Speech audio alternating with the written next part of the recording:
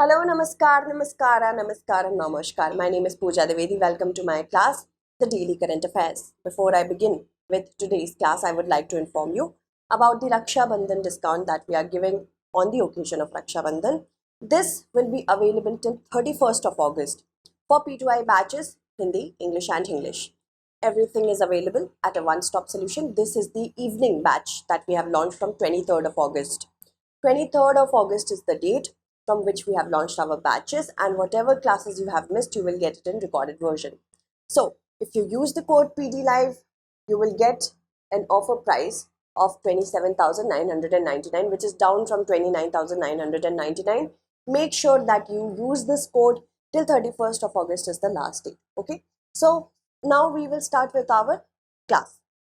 With respect to this class, I would like to inform you that whatever important news has been there since the past 24 hours, I've collected it and formulated questions on the basis of prelims. The knowledge that you will gather will be important from the perspective of your mains and the interviews as well. So do not just think that it is only beneficial for prelims examination. However, prelims is a major focus. So whatever I teach is also available through my Telegram channel. Whatever I teach, supposedly this is today's class. The PDF of this will be provided the day after. Okay, so whatever I teach here, just go through the PDF after you watch the class. Why do I suggest you to watch the class? Because certain things that I'm going to tell you here will not be in the PDF. All right, that is just for revision. Now, these are the various events that we have to cover today. First of all, let's talk about the practice question. Consider the following. These are the chairman of ISRO, former, and the, of course, we have to understand it from the perspective of our examination, in so much so that ISRO has been in the news because of the launch of Chandrayaan-3, success of the Chandrayaan-3, and now Aditya L1. Dr. Vikram A. Sarabhai, Dr. K. Kasturi Ranjan, Shri A.S. Kiran Kumar, Professor M. G.K. Menon. So we have to arrange the tenure of the above mentioned chiefs of ISRO in the correct order.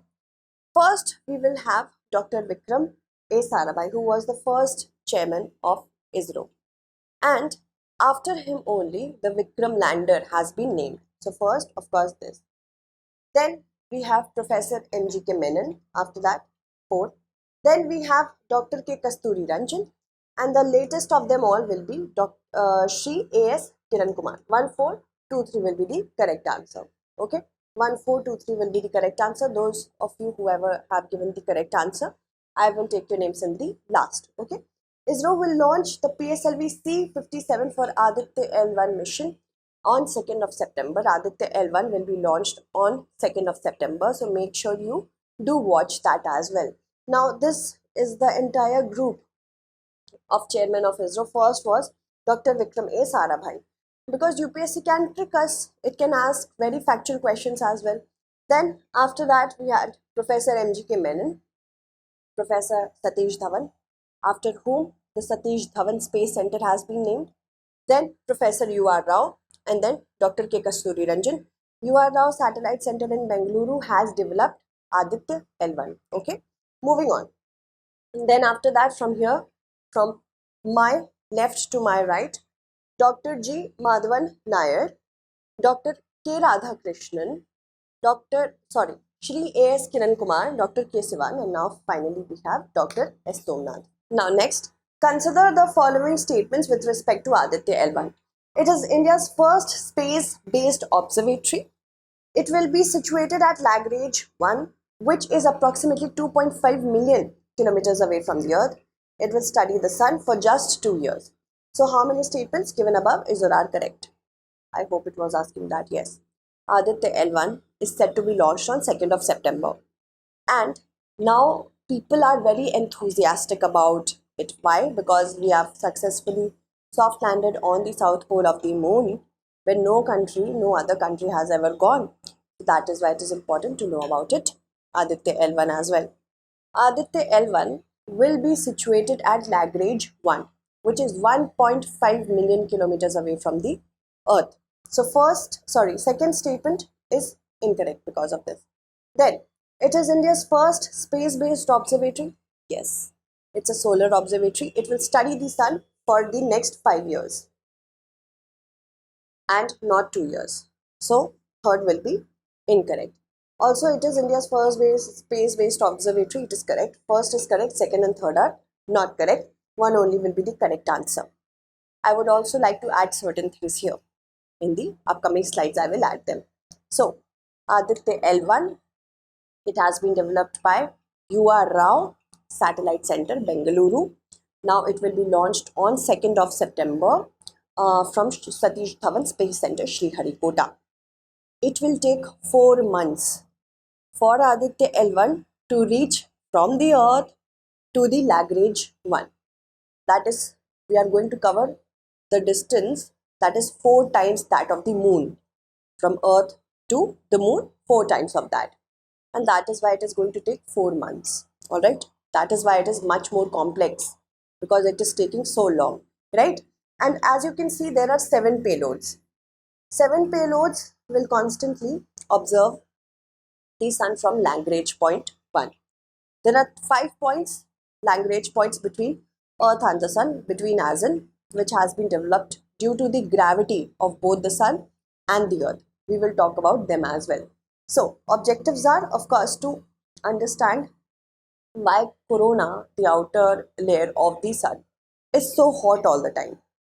What is causing coronal mass ejections, which can impact the satellites, communication satellites that are different orbits of the Earth, and what is actually happening on the sun, why there are sunspots, what is the reason of this cycle, everything will be studied. So Lagrange point 1 is here. What are these Lagrange points? These are 5 Lagrange points that have been created by the gravity of both the sun and the earth in such a manner that the gravity of the sun is pulling this object which is situated over here towards itself, and the earth's gravity is also doing the same. Now when two bodies gravities are pulling the object towards them, what will happen? This will seem like to hover over there. So this is a region, and this region is going to get unimpeded visibility to the sun. Whatever spacecraft we are parking over here will get a visibility without any eclipses.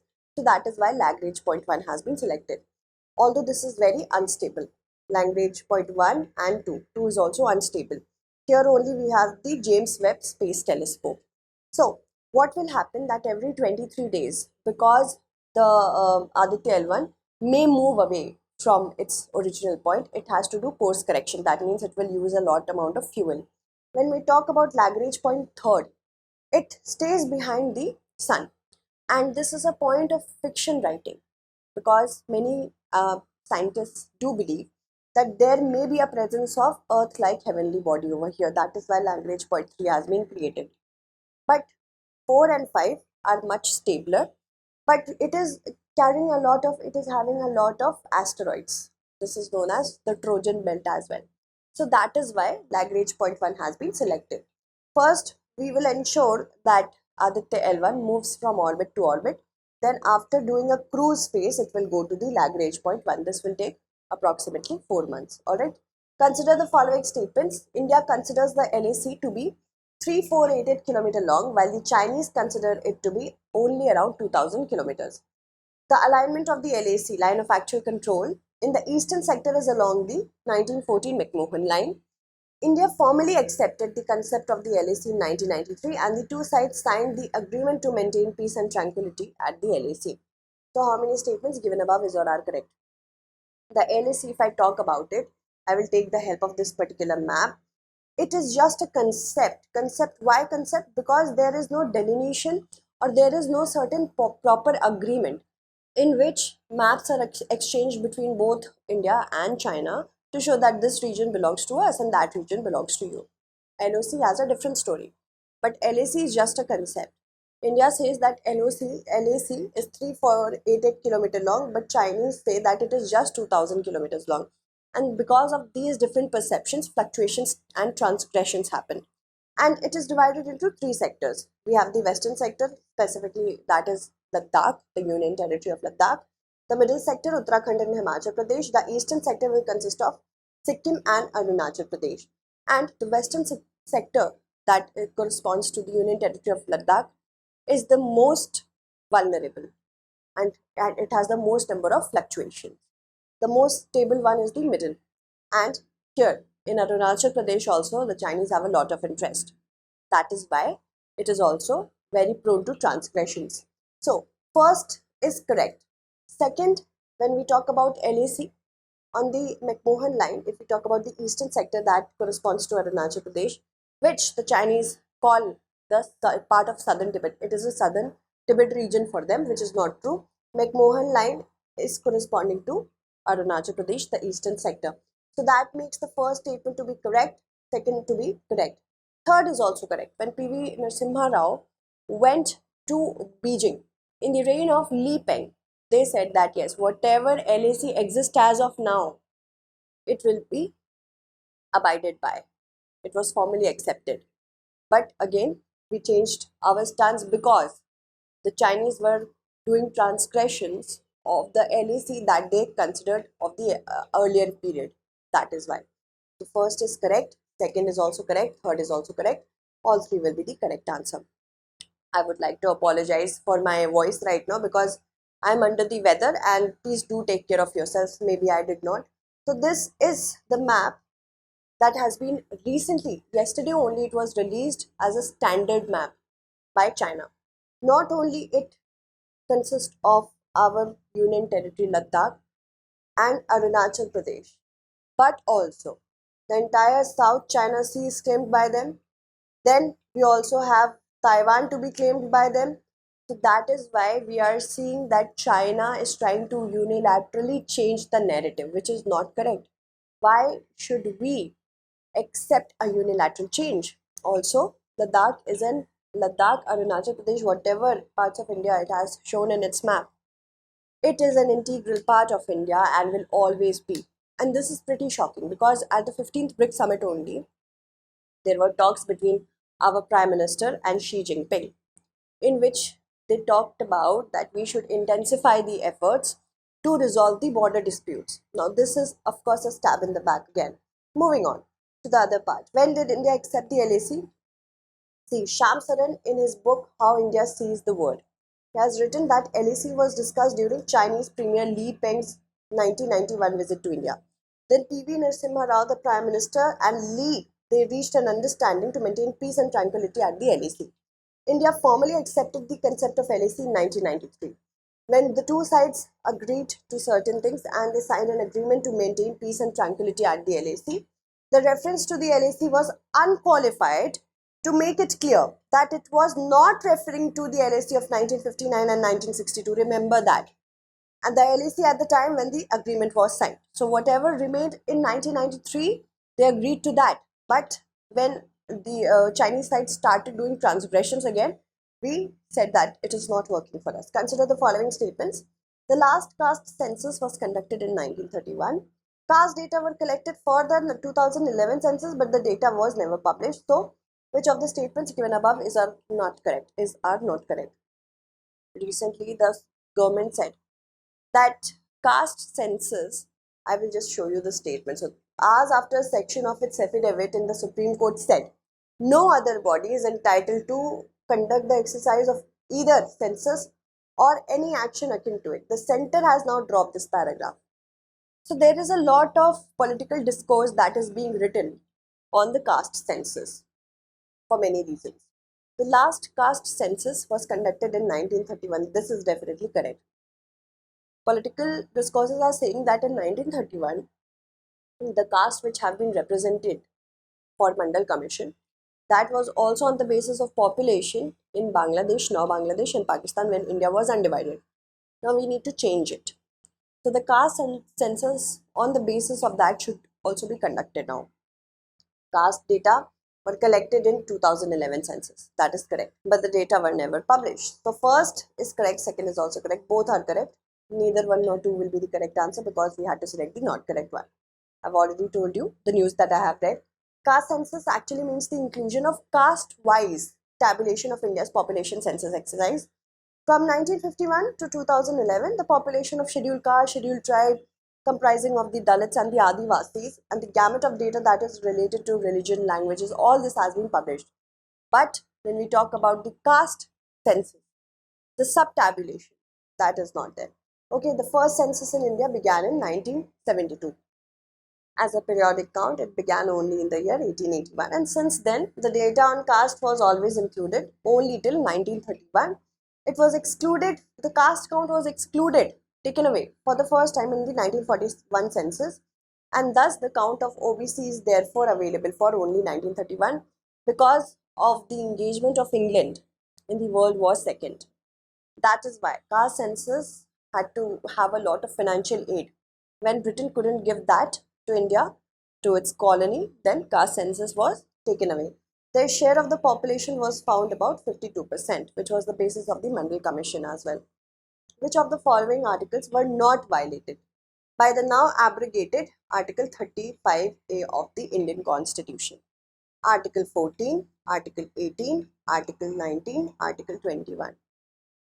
The correct answer will be 14 was of course violated because right to equality under 35 Article 35A was not respected, which is now abrogated. And the thing is that it used to discriminate between the permanent residents and the non-permanent residents of Jammu and Kashmir.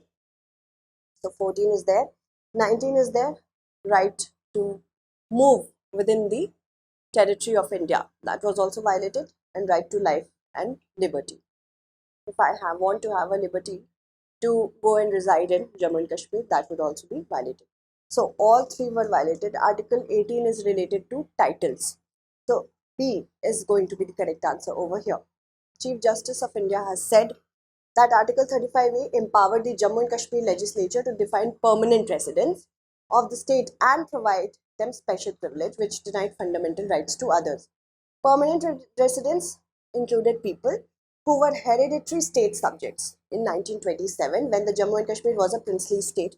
After that, when India became a dominion, it got the dominion status in 1947. What is the use of that? Article 35A was introduced through the Constitution Order of 1954, which was given by the President under Article 370. It demarcated permanent residents with the exclusive right to purchase land, seek state government employment, and other benefits in education and healthcare. Non-permanent residents were not privy to these privileges. August 29 is celebrated as the International Day Against Nuclear Tests to commemorate or mark the birthday of Dr. Oppenheimer, adoption of Nuclear Test Ban Treaty, the bombing of Hiroshima and Nagasaki, and the closure of the Semipalatinsk nuclear test site. The correct answer to this question will be option D. UPSC will ask us important topics should be seen in these light only. Whenever you are finding any sort of trouble when it comes to what to study in current affairs, make sure you be updated. And I'm here to help you through that only. Okay? The International Day Against Nuclear Test is observed on August 29. It was decided so on December 2009 at the 64th session of the United Nations General Assembly. The main aim is to increase awareness about the ills of nuclear test and the impact it has on the people. The resolution was initiated by Kazakhstan together with certain sponsors to commemorate the closure of the Semipalatinsk nuclear test site on August 29, 1991. The legend of King Mahabali is associated with the harvest festival of Assam, Madhya Pradesh, Kerala, Ladakh. The legend of King Mahabali is associated with Onam, and Onam is celebrated as a harvest festival of Kerala. Happy Onam to all. Onam is the biggest and the most important festival of Kerala. It's a harvest festival, and according to a popular legend, the festival is celebrated to welcome King Mahabali, whose spirit is said to visit Kerala during the times of Onam. The most important and significant feature I can definitely say is Vallamkali, which is the snake boat race which is held on the river Pampa. Beautiful snake boat race. Okay. Who among the following is the first woman to be India's head of mission in Pakistan? Geetika Srivastav, Sneha Dubey, Ruchira Kamboj, Sita Nambi. You have to tell me that in the comment segment. Let me also take the names of those students who have answered the last question correctly. 1423, Padmashri, Mandeep, Komal, Riya, Omkar, Mansi, Priyadarshan, Prabhat. No, Prabhat, it's actually D. Om, Anjane, Mukul, Simran, Amananand. There is one comment from Jay Shri Jagga. I would like to clarify over this. See, I talked about Sikkim, right? That it is a part of Eastern Council.